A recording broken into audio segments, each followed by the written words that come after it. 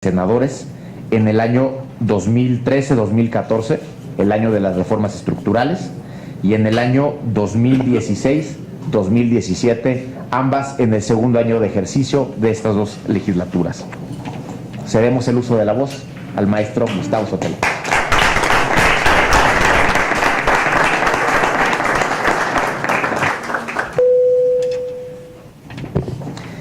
Muchas gracias, muy buenos días, ya tardes prácticamente a todas y a todos ustedes. Agradezco mucho la invitación al 15º Encuentro Nacional de Titulares de Juventud del país, a nuestro director, a Max Quintana Haddad, así como a los funcionarios del INJUVE que con mucho entusiasmo han preparado esta reunión y que nos da mucho gusto poderlo recibir aquí en el Senado de la República.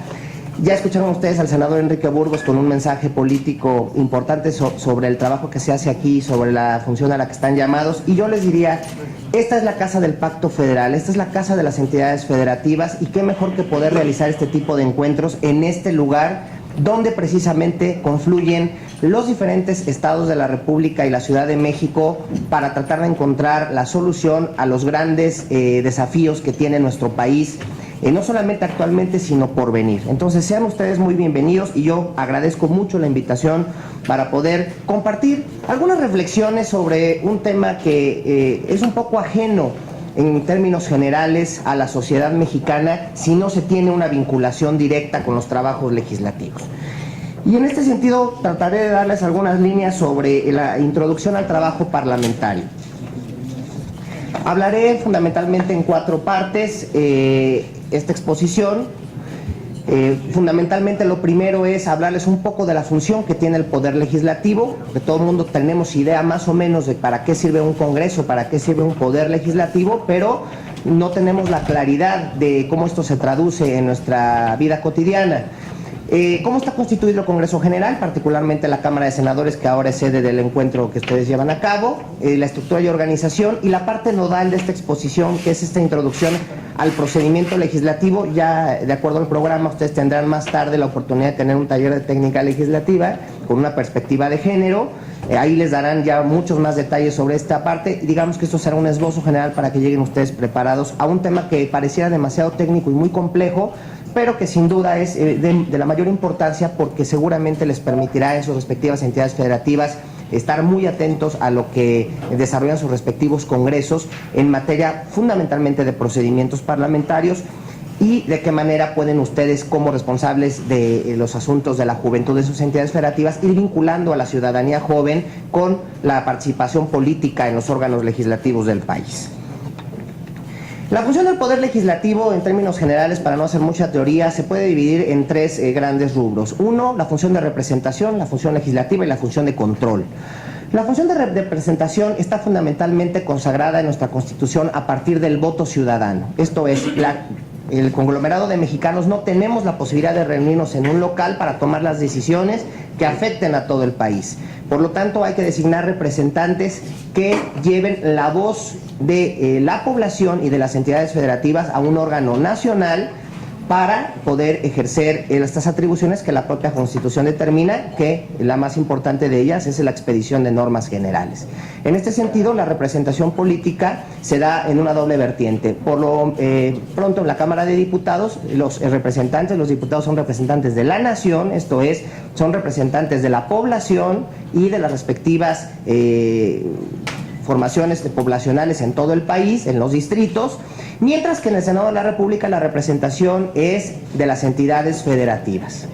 Entonces, fundamentalmente la función que tiene el Congreso es de representarnos a todos en el momento de tomar una de las decisiones más importantes de cualquier estado, que es la formación de leyes.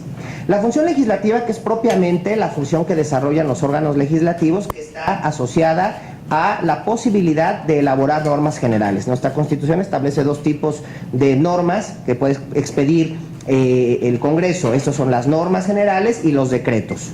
Eso lo pueden ustedes revisar en la Constitución. Las normas generales son todas aquellas que tienen efectos para toda la sociedad, que son impersonales, que se hacen cumplir y que, bueno, tienen una jerarquía a partir de la propia Constitución y de la teoría del derecho, partiendo por la propia Constitución de la República. Se va replicando las leyes federales, los tratados internacionales. En materia de derechos humanos hay tratados que tienen la misma jerarquía constitucional, las leyes ordinarias, los reglamentos, etcétera.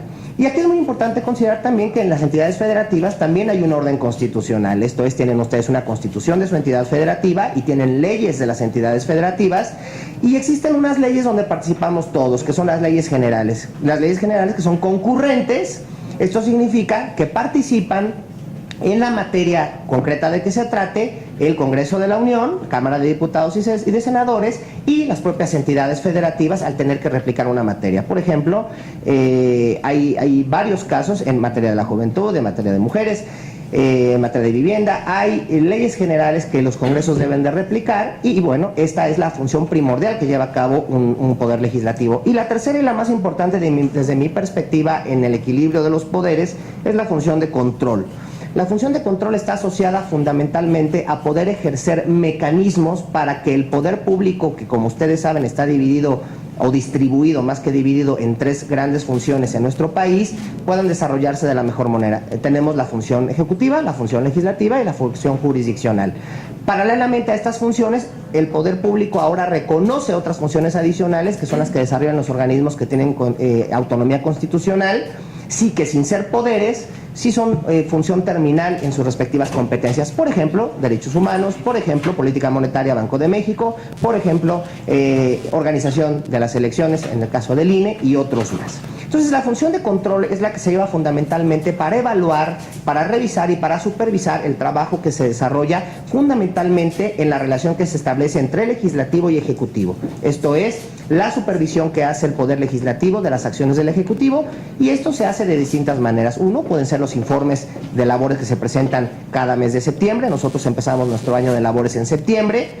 Y en septiembre, con el informe de gobierno, se presenta el estado general que guarda la administración, se hace una evaluación por parte de las comisiones legislativas, del pleno de cada cámara, sobre los resultados que se han venido dando. Cuando hay algún tema específico, se hacen consultas a las distintas dependencias, por ejemplo, temas de coyuntura, como puede ser el Tratado de Libre Comercio, se hace una consulta con la Secretaría de Relaciones Exteriores, con la Secretaría de Economía, y es una manera de estar supervisando el trabajo. Y paralelamente hay otros mecanismos de control, que son propiamente los puntos de acuerdo también, y los mecanismos de función jurisdiccional, que es la sujeción a responsabilidad política de algunos funcionarios ante el propio Congreso. Entonces, eso, digamos que eso en términos generales, la función, las tres columnas sobre las que descansa la función del Poder Legislativo. El Congreso de la Unión está integrado por dos cámaras, diputados y senadores, y en el caso de las entidades federativas, por la legislatura local, Congreso local. Algunas tienen otro nombre, por ejemplo, en el caso de la Ciudad de México, va a adquirir ya el nombre de Congreso de la Ciudad de México. En el caso de la Cámara de Diputados no me detendré mucho, son dos principios de elección, es la mayoría relativa y la representación proporcional. La mayoría relativa es aquella donde el que tiene más votos gana, independientemente de si tiene la totalidad o no de la elección, sino el que suma más, ese es el que tiene derecho a tener el lugar. Y la representación proporcional en la Cámara de Diputados se da en función de los porcentajes que se dan por circunscripción. Para estos efectos, el país se divide en 5 grandes regiones. Todas las votaciones, es mucho más complejo, pero bueno, todas las votaciones de cada circunscripción se van sumando y luego porcentualmente se hace una distribución entre las votaciones de los partidos políticos para asignarlos a una lista. Y en el caso del Senado, que es donde me voy a concentrar, tenemos 3 principios de elección. 1, la mayoría relativa. 2, la primera minoría, que algunos tratadistas dicen que no es un principio electoral, pero que para nosotros sí lo es, porque sí tiene una implicación en los números de la configuración interna. Y 3, la lista nacional, o llamada de representación proporcional, o popularmente e incorrectamente llamada plurinominal. La mayoría relativa consiste fundamentalmente en que cada entidad federativa se escogen a 2 senadores. Esto es, cada partido tendrá que postular 2 legisladores, 2 candidatos a senadores, y el que tenga la mayor votación en esa entidad federativa permitirá que esta fórmula de 2 senadores puedan entrar. La segunda mejor votación esto es, el segundo lugar en votos que se tenga en esa entidad federativa, le corresponderá al partido que haya obtenido es precisamente el segundo lugar en votación. ¿Y qué pasa? De esa fórmula que registraron entra el primero de la fórmula.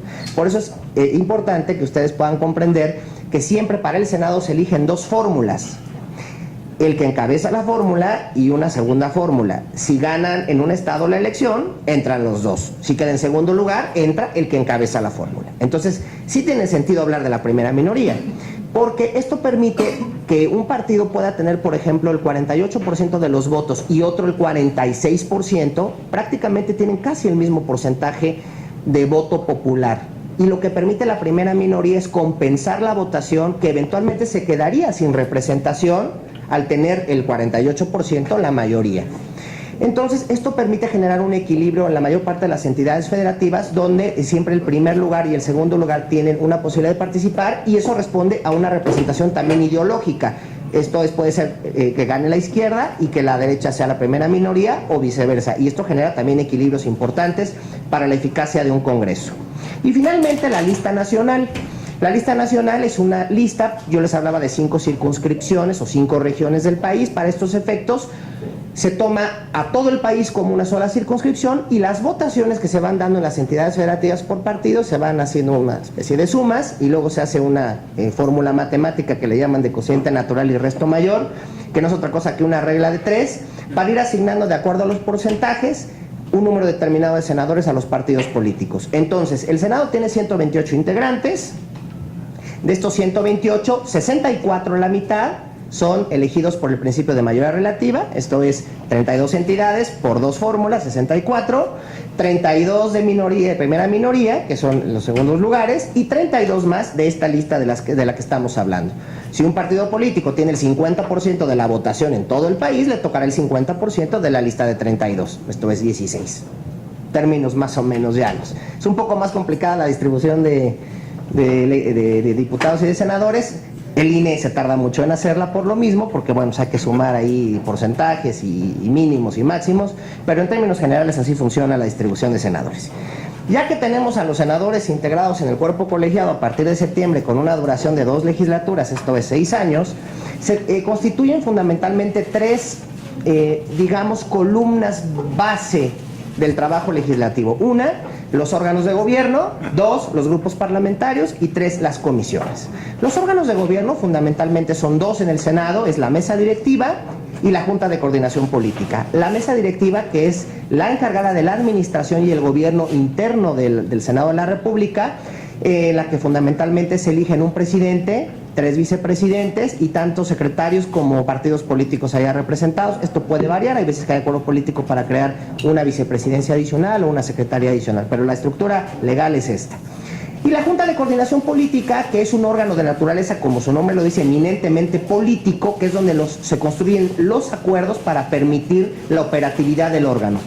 Mientras uno, permítanme la comparación con una casa, mientras uno se dedica a administrar la casa y a cuidar que la casa esté bien, el otro se dedica a tomar las decisiones sobre la casa. Entonces, el trabajo de ambos es verdaderamente importante. Y la Junta de Coordinación la componen los coordinadores de cada grupo parlamentario. Y en el caso del Senado, por el grupo mayoritario, 2 integrantes más, y por el segundo grupo mayoritario, o el segundo en votos, 1 más. Adicionalmente, los legisladores de una misma afiliación política se constituyen en organizaciones internas que se denominan grupos parlamentarios. Ahora es un poco difícil poder discernir esto, porque como estamos en un proceso electoral donde van coaliciones de partidos, a lo mejor no lo vemos tan claro, pero ya una vez que se den los resultados vamos a tener la claridad, porque así lo dice la ley, que tiene que hacerse un grupo parlamentario por cada expresión política de partido. Entonces no puede haber un grupo parlamentario del llamado Frente, o del otro Frente, o del México por el Cambio, como se puedan llamar unos u otros. Tendrá que haber un grupo parlamentario del Partido Rojo, un grupo parlamentario del Partido Amarillo, uno del Partido Verde, uno del Partido Azul, etcétera. Todos los legisladores que forman parte de esa expresión política se suman a ese grupo parlamentario, eligen un coordinador y ese coordinador los va a representar en la toma de decisiones en la Junta de Coordinación Política. ¿Y por qué es importante constituir un grupo parlamentario? 1, porque permite la cohesión de los legisladores. 2, permite articular el trabajo de una misma ideología. Y 3, es la fuerza representativa que tiene esa expresión ideológica sustentada en votos, en un número determinado de senadores, que van a formar parte ¿de qué? De todo lo demás. Porque las decisiones en el Senado se toman en función del peso específico que tiene cada partido. Esto es, si un partido tiene un mayor número de legisladores, tendrá un número mayor de posibilidades de incidir en las decisiones y tendrá un número mayor de participación en comisiones legislativas y presidirá más comisiones legislativas y tendrá mayores prioridades en la promoción de los asuntos. Esto es, será siempre del partido el que tiene más, habla primero, y el que tiene menos, habla al último. Parecieran cosas que no tienen mayor importancia, pero la dinámica misma que tiene el Congreso es muy importante.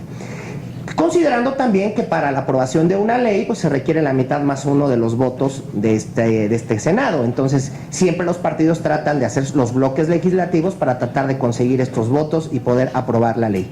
Y un elemento adicional, en el caso de la Junta de Coordinación, ya que están funcionando estos órganos, se ponen de acuerdo para fijar la agenda legislativa. Todos los partidos elaboran una agenda legislativa y después se sientan a platicar dónde están los diferentes puntos de unión y dónde pueden generar los mayores consensos para impulsar esta agenda. Entonces el Senado tiene dos funciones sustantivas. Uno, cumplir con las funciones constitucionales, esto es, en su momento aprobar la ley de ingresos porque así lo dice la Constitución, aprobar nombramientos porque así lo dice la Constitución, pero también generar productos, ya sea derivado de iniciativas que vengan de fuera, que ahorita explicaremos un poco más adelante eso, o de proyectos que emanen del propio Senado. Y el órgano más importante, el menos conocido, pero el que es el punto fundamental de lo que va a detonar el procedimiento legislativo, son las comisiones. Muchas veces ustedes seguramente en la televisión podrán haber visto algunas fotografías de que los plenos lucen vacíos y que las discusiones pareciera que no se están dando entre nadie. La realidad es que el trabajo legislativo fuerte se da en las comisiones legislativas.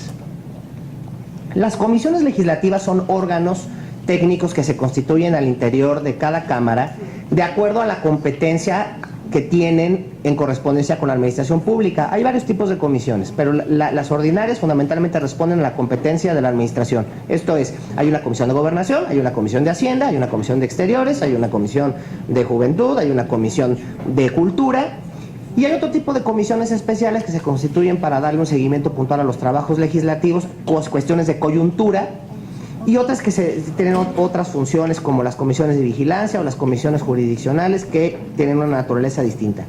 Y en estos órganos legislativos integrados por legisladores de manera proporcional es donde se van a discutir de fondo los temas y donde se van a construir la mayor cantidad de acuerdos. Por eso es tan importante que ustedes conozcan el trabajo interno que se desarrolla en comisiones, porque eso es lo que va a permitir que un proyecto llegue, que cuando llegue al pleno, llegue bien, que esté sustentado, que esté soportado, que traiga una discusión amplia y abierta, porque eso va a facilitar la deliberación del pleno. Entonces, para los que nos han vendido la idea de que el trabajo más importante es el del pleno, el trabajo del pleno es muy importante, pero prácticamente el trabajo del pleno es única instancia para decidir si se aprueba o no un proyecto. La discusión verdaderamente importante se da en comisiones. Siguiente.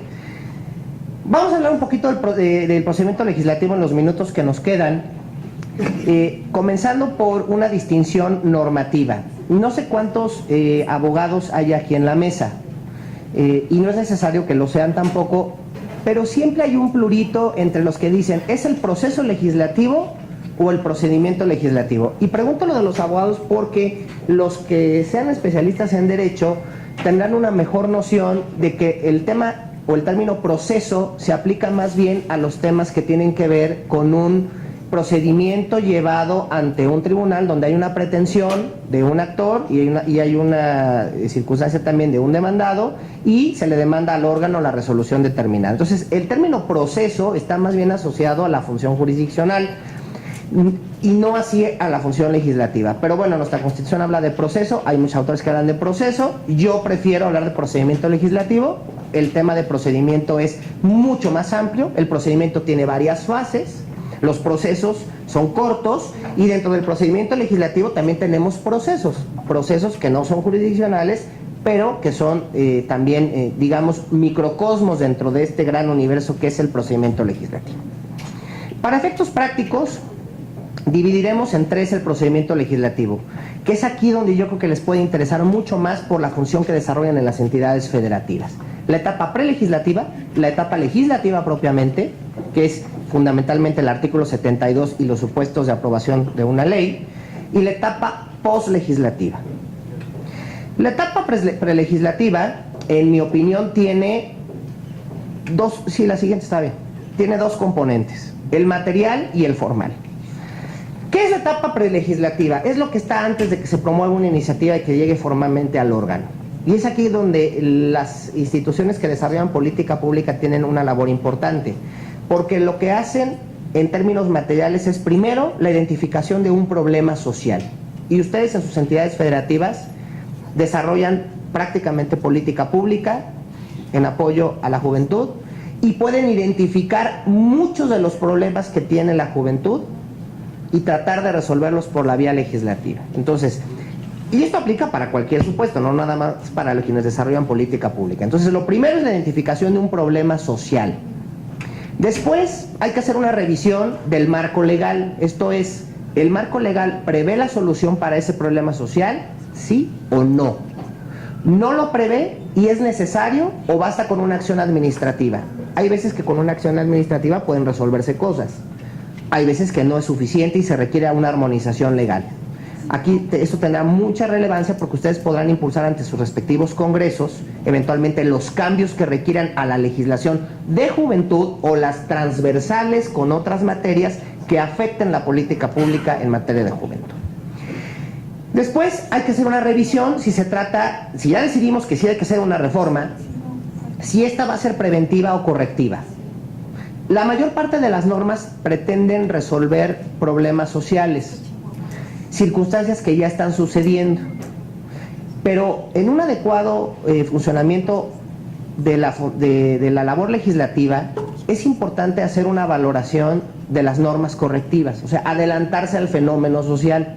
Esto es un tanto difícil porque normalmente la administración pública siempre va al día a día y no está, digamos que tan atenta a estar haciendo una proyección, pero es labor también de la función administrativa estar previendo, estar proyectando, estar analizando en escenarios de qué pasará en 2 años, en 5, en 10, en 20, y si esto requerirá eventualmente una solución legislativa para poderse atender. Entonces, estas son las primeras perspectivas. Desde la perspectiva formal, siguiente, ya que tenemos la decisión, tenemos que cuidar, 1, los elementos para elaborar la iniciativa, 2, cómo construir el planteamiento del problema, que es fundamentalmente la metodología que se va a usar, la justificación, y 3 aspectos que en mi opinión son fundamentales para que su proyecto tenga éxito. Ustedes que son instancias administrativas que van a impulsar próximamente temas ante sus congresos. 1, estudios de impacto regulatorio y normativo. Hay veces que hay normas que parecieran muy buenas como discurso, como retórica, pero al momento de tratar de armonizarse con el resto del ordenamiento jurídico, chocan y son inviables. Entonces, primera manera de votar una iniciativa fácilmente. 2, el estudio de impacto presupuestario. Hay veces que se ponen determinadas disposiciones cuando se establece una iniciativa que entonces deberá darse tal o cual gasto. Ustedes deben de tener mucho cuidado de que las previsiones presupuestales sean las estrictamente necesarias y que no cueste, porque si no, el proyecto seguramente no va a llegar al segundo paso y lo van a desechar por falta de suficiencia presupuestaria. Sé que la mayor parte de la política pública se desarrolla con presupuesto, pero hay veces que hay que generar mecanismos alternos con imaginación, así lo dicen algunos teóricos, para tratar de disminuir el costo financiero de los mismos, el impacto presupuestario, para poderlo sacar adelante. Y finalmente el tema del derecho comparado. ¿Qué es esto? Ver cómo funciona nuestra figura en otro país. Si queremos establecer una política pública en favor de los jóvenes, por ejemplo, que todos los jóvenes de 15 años tengan acceso a una beca para estudiar una carrera, para hacer un deporte o para practicar un arte, no sé, pintura, música, danza, etcétera. Si ustedes lo van a poner ahí, tienen que ver, bueno, en España funciona así, en Estados Unidos funciona así, en la Unión Europea, en Israel, o sea, hay otros casos o somos pioneros con la figura. Entonces eso es bien importante porque cuando se ve que en otros países funciona, lo podemos traer. Siguiente etapa. Ya que tenemos claro esto, presentamos nuestro proyecto. Y esto aplica para el ámbito federal o para de sus respectivas entidades federativas. Voy a ir un poco más rápido para poder abarcar esto. Van aquí ustedes a revisar.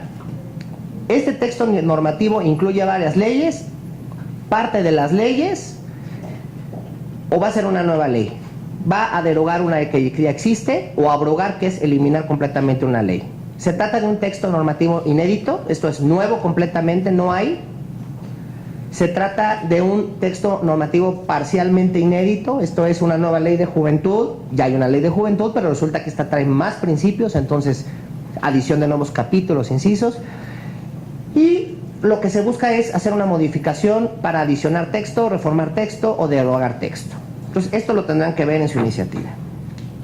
La mayor parte de los congresos de las entidades federativas replican el procedimiento legislativo del 72 constitucional que se desarrolla a nivel federal.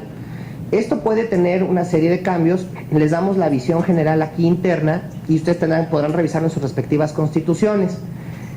En el supuesto más fácil se aprueba el proyecto después de este trabajo que dijimos que se da en comisiones por una mayoría simple, salvo los proyectos que específicamente requieran una mayoría calificada de 2/3 de los presentes del órgano, que normalmente son reformas constitucionales. O sea, en el primer caso del procedimiento legislativo se aprueba la norma en la Cámara de Origen, se aprueba en la Cámara Revisora. Esto nosotros, acuérdense que tenemos un sistema bicameral, entonces tenemos que pasar por las dos cámaras, salvo los temas de facultades exclusivas. Entonces se aprueba en la de Origen, se aprueba en la Revisora, pasa al Ejecutivo, no hay ningún problema, se publica. En el segundo caso, la Cámara de Origen, digamos que es el Senado de la República, puede aprobar el proyecto, pero se manda a la Cámara de Revisión y es la Cámara de Diputados. Y ahí la Cámara puede decir, acepto el proyecto que viene del Senado o no lo acepto. Puede decir, lo acepto todo o no lo acepto. Y si es así, pues tiene que regresar al Senado y el Senado tiene que volver a votarlo, ya por una mayoría calificada, los de 2/3, para poderse presentar. Si el Senado insiste en su posición y la Cámara también, el proyecto se entabla, como diríamos en términos de dominó, y el asunto ya no puede volverse a presentar en el mismo periodo. ¿Qué es lo que normalmente sucede? Sobre todo a partir de estos tiempos de alternancia, donde hay una mayor cantidad de partidos políticos que confluyen en las cámaras. Que la Cámara de Origen aprueba un proyecto, se va a la Cámara de Revisión y la Cámara de Revisión le hace cambios parciales. Y en este supuesto, es el supuesto más complicado porque proyectos se quedan a la mitad, digámoslo de esta manera. La Cámara de Revisión le hace observaciones a una parte y entonces regresa nada más esa parte a la Cámara de Origen.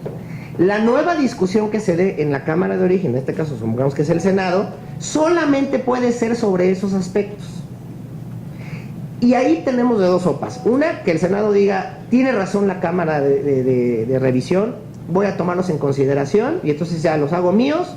Y como ya los acepté más lo que ya habían aceptado ellos, sale todo el proyecto. Pero si la Cámara de Origen dice no estoy de acuerdo con las revisiones, pueden mandarla a la revisora y decirle, revisora, no estoy de acuerdo con los argumentos, insisto en mi posición. Y ahí la Cámara de Revisión tiene dos opciones, o acepta, o si insiste en su posición de sus cambios parciales, el proyecto no puede volver a ser presentado en las sesiones del año. Entonces, ¿qué es lo que sucede aquí? Que esto obliga a una negociación política, no solamente interna, sino una negociación política entre las dos cámaras. Y si ustedes están promoviendo un proyecto nacional, que en sus legislaturas, esto no se va a dar porque las legislaturas son única instancia. Ustedes deben de cuidar todas las fases del procedimiento legislativo. Esto es, si promueven un proyecto deben de cuidar, acompañarlo en comisiones, darles todos los elementos a los legisladores para que tengan la posibilidad de apoyar su proyecto y una vez que se discute en el pleno salir. Y en el ámbito federal, Max, si ustedes van a proponer una reforma, necesitan ir acompañando estos procesos para que no se descompongan en el proceso de revisión. Y bueno, los siguientes supuestos que se contemplan aquí, el quinto caso, hay veces que cuando ya va y viene, en este último supuesto que dije, las cámaras dicen, si yo insisto, Cámara de Revisión, se va a desechar el proyecto. Y como es un proyecto que sí nos interesa, entonces mejor acordamos que se apruebe lo que en partes habíamos dicho que sí, lo que no lo dejemos a un lado y que se mande a publicar este proyecto en lo que habíamos dicho que sí estamos de acuerdo. Eso tiene un problema, que sale, si se trata de una ley completa, pues sale una ley parchada. Y eso también representa un problema para la operatividad de la aplicación de la propia norma. Entonces, lo mejor es tratar de cuidar los procedimientos, tratar de hacer una labor de convencimiento general para que siempre tengamos el primer supuesto, que es en el que aprueba uno, aprueba el otro y el Ejecutivo no veta. Siguiente, por favor.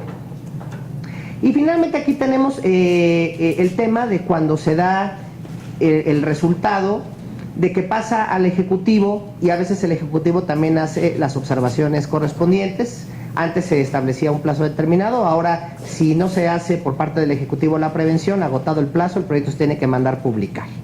En términos generales, este es el procedimiento legislativo. Y voy a concluir con una referencia a lo que yo le denomino la etapa postlegislativa. Vámonos al último caso, ahí por favor. En el procedimiento legislativo del 72 constitucional, las fases son iniciativa, donde interviene el Ejecutivo, las legislaturas, los diputados y senadores en el Congreso y los ciudadanos con un porcentaje. El dictamen, el proceso de discusión, que es toda esa fase del 72 que ya vimos, la aprobación, que es con las mayorías que ya definimos, y hasta ahí le toca al Congreso. La siguiente parte se tiene que ir necesariamente al Ejecutivo, que es el otro componente, que es la promulgación, la sanción, desde luego que es el acto mediante el cual se va a dar este no veto, la promulgación, que es el acto formal en el que el Ejecutivo firma el proyecto, y la publicación e inicio de vigencia. ¿Y por qué le señalo esto? Porque el inicio de vigencia nos lleva precisamente a la tercera etapa, la etapa postlegislativa. Y aquí hay que cuidar tres cosas: la evaluación de impacto en el marco legal, la eficacia normativa y la ejecución de la aplicación de la norma. Muchas veces ya aprobamos una norma y decimos, salió muy bien, la ley está perfecta, va a funcionar. Y nos olvidamos de que esa ley está en el ámbito de acción de las normas jurídicas en el país, y no estamos viendo si está dando resultados. Y no estamos viendo si estamos resolviendo el problema social que dio origen a la norma con esa norma que ya se expidió y que ya está funcionando. Entonces también es un deber de quien puede promover el proyecto, tener que cuidar la evaluación de este impacto legal.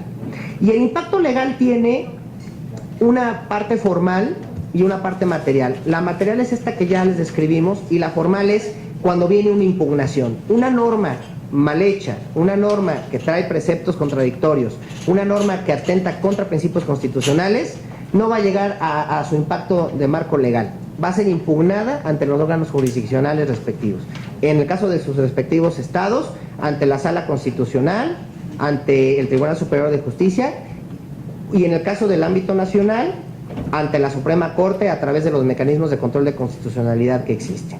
Entonces, la sugerencia es, si ustedes van a impulsar un proyecto, tenemos que cuidarlo de principio a fin. ¿Y cuándo tiene fin este proyecto? Pues prácticamente no tiene fin.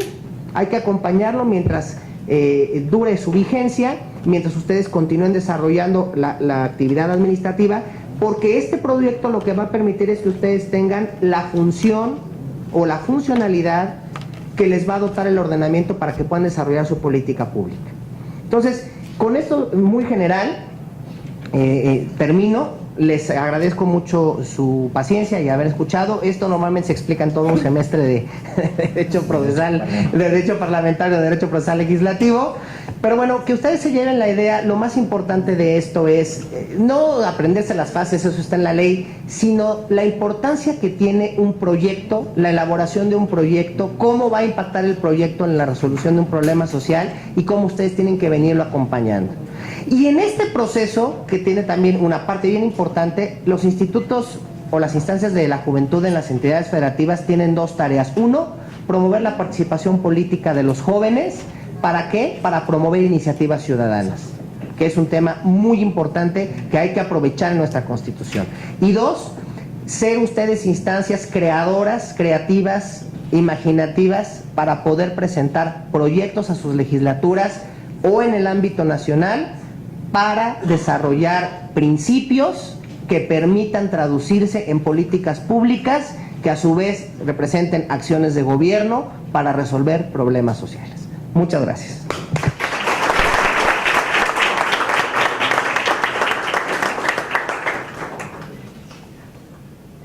Gustavo, permíteme agradecerte. La verdad es que la claridad con lo que nos transmites nos permite entender el procedimiento legislativo. Eres de esos jóvenes que nos enorgullecen como generación, de esos servidores públicos que invitan a defender lo público, justamente, a defender un recinto como lo es el Senado de la República, a llevarnos la reflexión a cada uno de los rincones del país, de que están incorporados en este procedimiento las opiniones, el sentimiento de los jóvenes, de las juventudes, desde la elaboración y las diferentes etapas del procedimiento, pero de manera muy importante en la integración de jóvenes como tú, pero los hay en los otros grupos parlamentarios que participan de manera decidida y que nos invitan, insisto, a defender la generación de leyes que nos permiten después políticas públicas que terminan en el resultado de corregir o resolver necesidades o reclamos o realidades a las cuales nos invitan y nos piden los jóvenes mexicanos que vayamos resolviendo.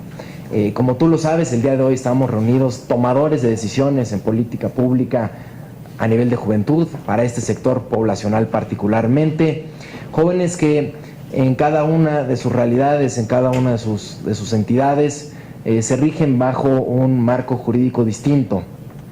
Y creo que la conversación que podamos generar, una vez que termine este agradecimiento que te hago de manera muy sentida, Gustavo, y además mi reconocimiento, déjenme decirles que la hechura y el liderazgo de Gustavo ha llegado hasta el INJUVE con más de un elemento, cuestión que le agradecemos también a Gustavo, pero incidir desde lo legislativo, porque cada quien tiene una realidad distinta. Hay gobiernos como el federal que está en su última etapa, pero no es la realidad de cada una de las entidades. Se podrán llevar reflexiones a sus congresos locales, pero también, Gustavo, de manera muy importante a los ayuntamientos.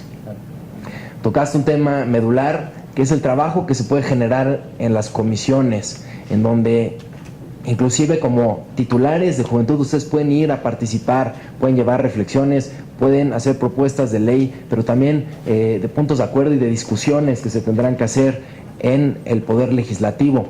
Y hacia los municipios, seguramente casi podría asegurar que todas las legislaturas locales tienen su comisión de juventud. Si no, pues ahí tienen una gran ventana de oportunidad. Es un paso que tendríamos que dar inmediatamente, pero también deberíamos de buscar que en cada uno de los cabildos exista una comisión edilicia de asuntos de la juventud o relativos a la juventud que nos permita regular particularmente leyes, comisiones de participación ciudadana, particularmente para nuestro grupo poblacional, pero también, como muy bien, de forma muy atinada comentó Gustavo, de forma transversal, tanto los regidores, los ediles puedan reglamentar en materia de juventud y puedan dar sus opiniones transversalmente y que inclusive puedan incidir en los presupuestos de los ayuntamientos, como ustedes deberán o podrán hacerlo desde las legislaturas locales al presupuesto estatal. Muchísimas gracias. Bienvenido, maestro. Gracias, Max, por la invitación a esta oportunidad de continuar una agenda de juventud en la que podamos expresar, pero además en la que podamos aprender todos y cada uno de nosotros. Maestro, pues únicamente agradecerle esta introducción a la agenda legislativa, porque sin duda es un tema amplio, ¿no?, que es indispensable como jóvenes conocer, y únicamente me gustaría, desde tu perspectiva y de tu experiencia aquí en el Senado, que nos hablaras brevemente de la Ley de Juventud, que nos explicaras y que nos dieras una particular opinión, ¿no?, desde tu punto de vista, y qué es lo que nos toca a nosotros ser como jóvenes desde nuestros estados y en coordinación con el Instituto Mexicano de la Juventud. Gracias.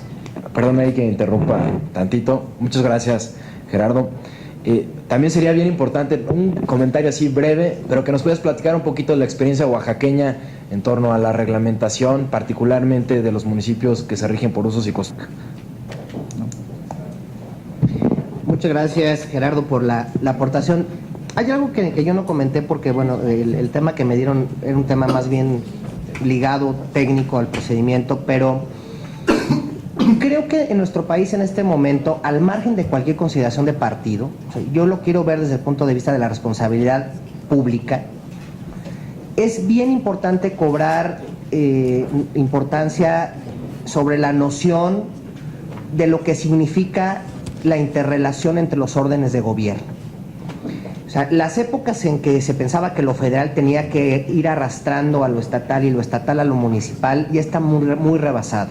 Yo les diría que al contrario, ahora tenemos que invertir la pirámide del desarrollo de la gestión administrativa, tiene que ser a la inversa, y más que a la inversa tiene que ser como en espiral, o sea, no en pirámide vertical, sino en espiral. ¿Por qué? La función de los municipios en nuestro país, el tema municipal es un asunto grande, es un asunto complicado, es un asunto que requiere un estudio profundo, pero también tiene la particularidad que es el ámbito más cercano a la gente. Entidades federativas como Oaxaca tiene la particular complicación de que tiene que generar una política pública, digamos que en dos vertientes. La política pública dirigida a las comunidades que funcionan, digamos, bajo el régimen normal, jurídico normal de desarrollo administrativo natural que tiene todo el país, o la mayor parte del país, y la particularidad que implica apegarse al asunto de los usos y costumbres, a los derechos de los pueblos originarios, y tratar de aplicar la política pública a ello. Eso no es necesariamente siempre fácil, porque hay veces que hay contradicciones o hay circunstancias que no permiten un desarrollo natural de esto. Entonces yo creo que la primera tarea, antes de responder la pregunta de la Ley de Juventud, es: hace falta desarrollar mayores mecanismos en las instancias estatales para facilitar a los municipios, y con esto no me refiero a crear una regiduría de que vea los asuntos municipios, la juventud en el municipio, que sería importante, pero el desarrollo orgánico no a veces lo resuelve todo, sino más bien generar mecanismos de comunicación, de intercambio, de favorecer medidas específicas para que las entidades municipales puedan alimentar la política pública estatal. Es bien importante que cobremos noción de que ahora en esta espiral la federación, los estados, las entidades federativas y los municipios tienen una participación completamente dinámica. Entonces no necesitamos esperar a que se resuelva la ley general o la ley federal de una materia para poder establecer las bases para el desarrollo en determinadas regiones. Entonces yo sí les haría una invitación muy puntual en ese sentido, para revisar las potencialidades y las capacidades de sus respectivos municipios, y donde haga falta fortalecer ese tipo de acciones, que a veces es difícil. ¿Para qué? Para generar una política pública ad hoc a lo que requieran sus entidades federativas y sobre todo sus regiones del país. Las necesidades del país en el norte, que en el sureste, que en el sur, son muy diferentes. Y esto nos va a permitir en un determinado momento en poder construir el andamiaje federal, el andamiaje legal federal, que se traduzca en el paraguas que va a soportar todo lo demás, no en la base sobre el que va a descansar. O sea, la visión ya es diferente. No hay que esperar a que salga una ley para que la ley sea replicada y entonces esa ley replicada pueda llevar hasta el municipio, sino digamos que todo lo demás va a ser lo que va a nutrir ese proyecto, y al final la ley federal, la ley general va a tener que servir de paraguas para cubrir todo el proyecto, para darle la salvaguarda, la protección, el impulso y la fuerza para que este tema sea un tema verdaderamente relevante dentro del poder público.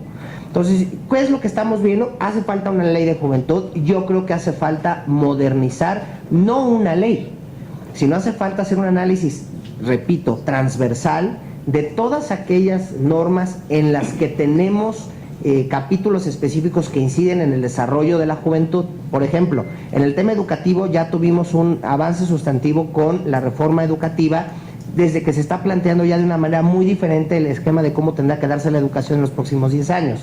O sea, ya la educación es no solamente repetitiva, sino es para educar para la capacitación, con una visión, incorporando idiomas. A ver, el sector educativo es una parte de la transversalidad de la juventud. Pero ¿qué pasa con el desarrollo del primer empleo?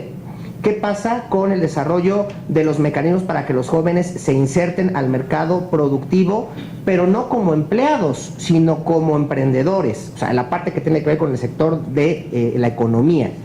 ¿Qué pasa con la otra parte que es donde normalmente se asocia jóvenes con deporte y con cultura? A ver, perdón, yo soy de los que opina que los jóvenes no nada más es deporte y cultura, es una parte muy importante, pero no es lo único. Entonces tenemos que ver capacitación para el trabajo, tenemos que ver educación, tenemos que ver inserción en el mercado laboral, tenemos que ver la labor de ser emprendedores. Y otros temas adicionales de participación social y participación pública. Entonces, ¿tiene que haber una ley marco? Sí, desde luego. Debe de haberla con las bases generales, pero yo diría o invitaría a que la reflexión se hiciera en una revisión a una nueva ley de juventud que se ponga al día con las reformas ya aprobadas, con la nueva dinámica de país que tenemos y revisemos de manera transversal aquellas normas de impacto social que sean necesarias para poder establecer estas bases. Pero yo reitero, no lo haría sin considerar el esfuerzo de las entidades federativas y particularmente de los municipios como una instancia previa a todo lo demás.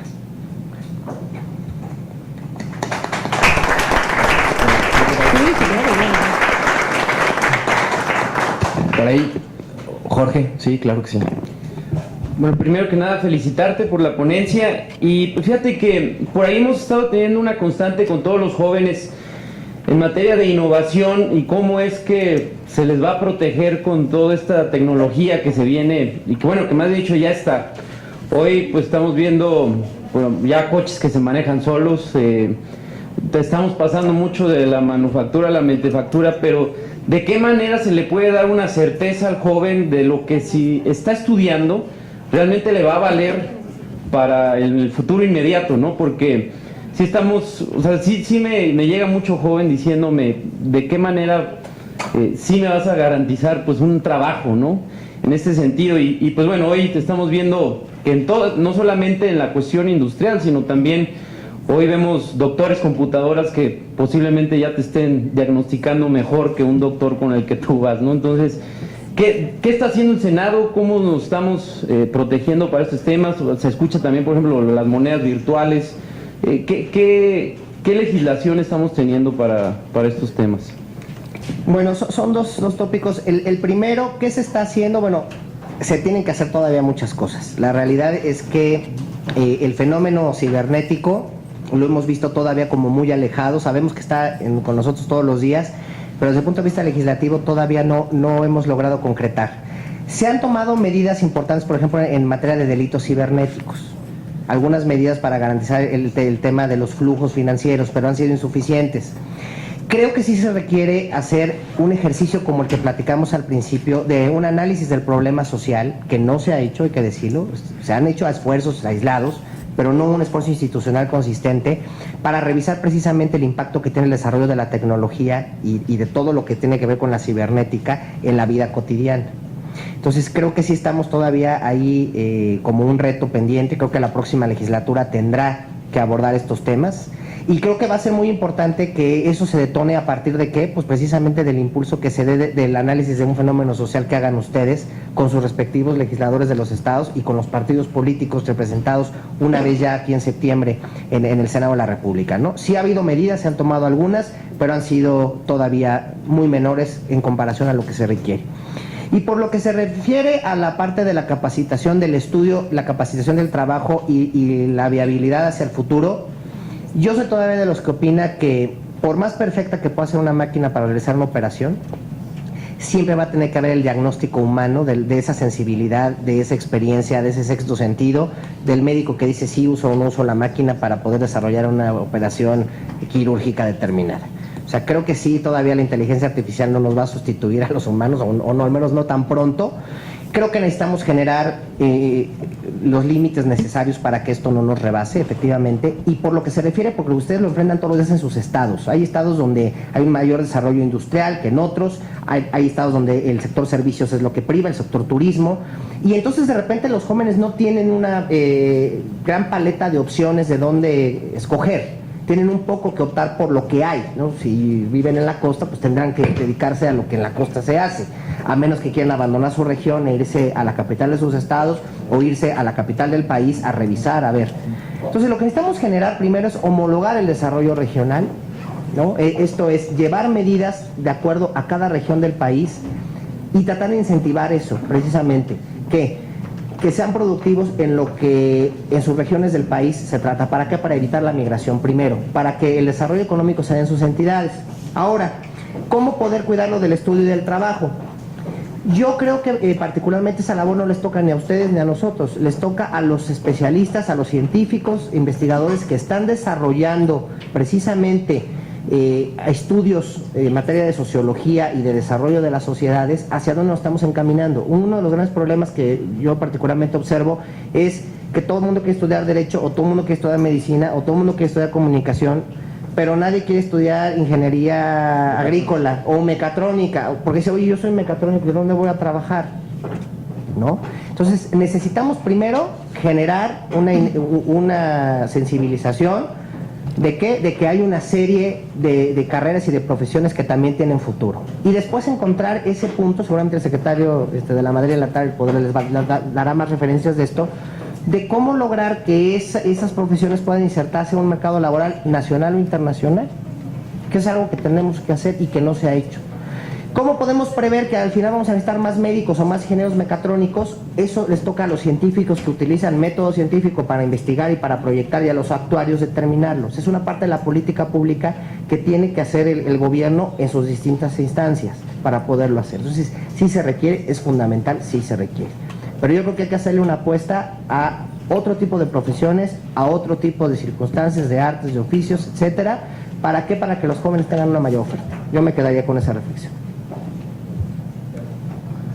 Muchas gracias, maestro Sotelo. ¿Alguna otra pregunta? Nuestro representante de Querétaro. Max, pues muchas gracias primero por tenernos aquí en este lugar, muchos que tuvimos aquí nuestra formación profesional en el Senado. Muy gratificante tener un lugar en la mesa para hablar por las y los jóvenes. Y Gustavo, pues muchas gracias por la cátedra que nos diste. Se ve que tenemos y nos das una visión de las herramientas y de los instrumentos que tenemos en cada estado para cambiar estas políticas por las y los jóvenes. Creo que todos en los estados tenemos, o en su gran mayoría, consejos ciudadanos juveniles. En lo que respecta a Querétaro, son jóvenes que ya han llevado una iniciativa al Congreso local. Desafortunadamente, por ser a veces iniciativas ciudadanas, se atoran en las mismas comisiones y no se pueden discutir en el Pleno. Gustavo, sabemos que se necesita un 0.3% de la lista nominal para llevar iniciativas ciudadanas aquí al Congreso, se puedan discutir, pero me gustaría que nos platicaras un poco de cómo políticamente el Senado recibe estas iniciativas ciudadanas que a veces son muy políticas en los temas, y cómo es que en tu experiencia algunas de estas iniciativas se han llevado a pleno, se han llegado a discusión, y cómo es esa visión o ese panorama que tú tienes en tu experiencia. Muchas gracias. Bueno, el tema de las iniciativas ciudadanas es un tema muy reciente, deriva de la reforma política del 14, tiene una serie de requisitos legales difíciles de cumplir, ¿no? los porcentajes tan altos que pide, luego hay que mandar las firmas a verificar al INE, es una serie de pasos diferentes si analizamos a la luz de lo que requiere una iniciativa presentada por una legislatura o por un legislador en lo individual. Yo en lo personal siento que todavía hay resistencia, hay una cierta resistencia en el Congreso, en los congresos en general, a poder resolver iniciativas ciudadanas. Y creo que esa resistencia tiene que ver muchas veces, sí, con un tema político de decir, bueno, los representantes somos nosotros somos los que tenemos la claridad sobre tal o cual fenómeno, pero también tiene que ver muchas veces que algunas de estas iniciativas o responden a un momento político de coyuntura específico, o tienen que ver que carecen de muchos de los elementos de las que hablábamos en la fase prelegislativa. Entonces, es importante que muchas de estas iniciativas se trabajen de manera paralela. O sea, yo insisto mucho en el trabajo paralelo que se tiene que hacer. Hay quienes le denominan cabildeo, hay quienes le denominan lobbying, pero creo que el hecho de preparar una iniciativa, por más legitimidad ciudadana que pueda tener, y mandarla al Congreso así y esperar a que mágicamente se resuelva, o que se tenga que atender como quien abre una llave y se sirve un vaso con agua, la realidad es que no funciona así, los congresos no funcionan así. Si uno tiene interés en un proyecto, tiene que estar persiguiendo ese proyecto. Y ese es el impulso que se requiere.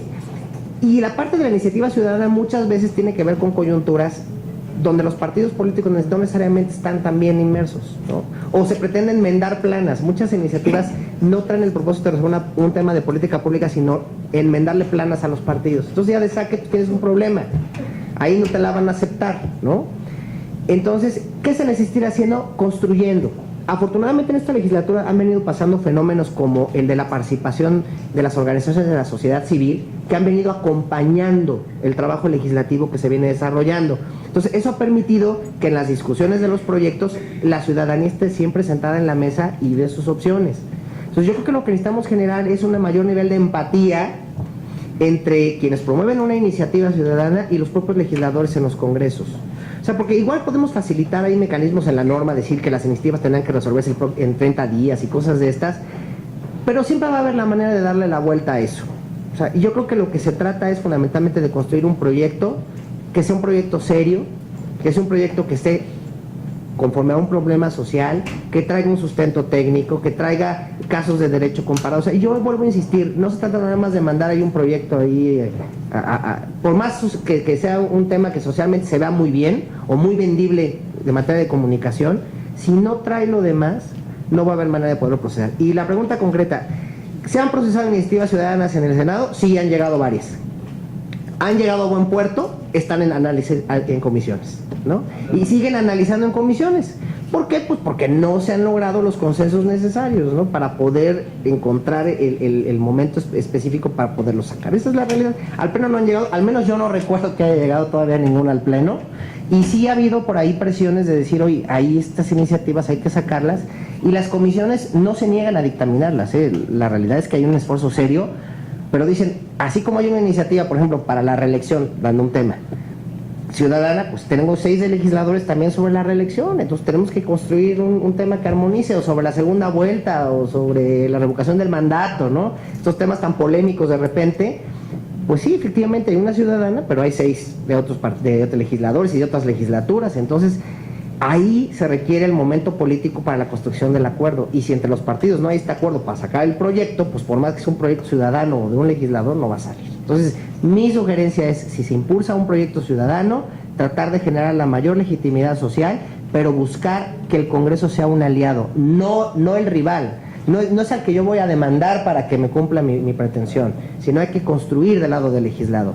Y yo creo que en eso nos hace falta mucho, porque tenemos una percepción social donde el legislador va por un lado y no nos hace caso, y la ciudadanía por otro, siendo que hay muchos legisladores, la gran mayoría, que están abiertos a poder recibir propuestas, legisladores serios que están en sus estados con sus casas de gestión, que hacen foros, que se presentan en universidades para poder recibir propuestas, ¿no? Y es más, yo les diría, a veces los legisladores están ávidos de tener propuestas específicas que impulsar, y el tema es que no hay quien se las lleve, ¿no? Entonces, y más con un apoyo ciudadano. Entonces, yo creo que está por ahí el quid, ¿no? Me quedaría con esa reflexión también. Gracias.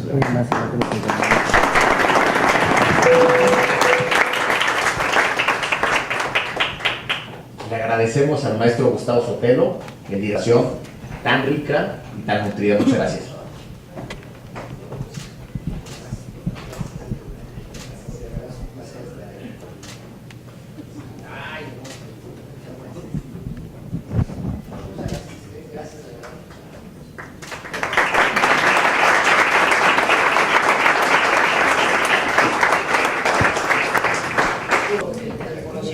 Con mucho gusto he aceptado estar aquí. Hay gente muy valiosa en el MIJUVE que estuvo aquí en el Senado colaborando con nosotros hace tiempo, y les agradezco a ustedes el favor de su atención, y ojalá puedan despertar esa chispa para los asuntos que tienen que ver con el Congreso. Hace falta mucha gente que se capacite en los temas del Congreso como institución, me refiero, en sus estados, en el Congreso Nacional.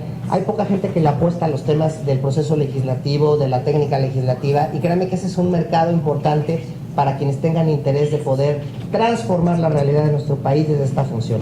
Muchas gracias por su atención, muy buenas tardes. Gracias.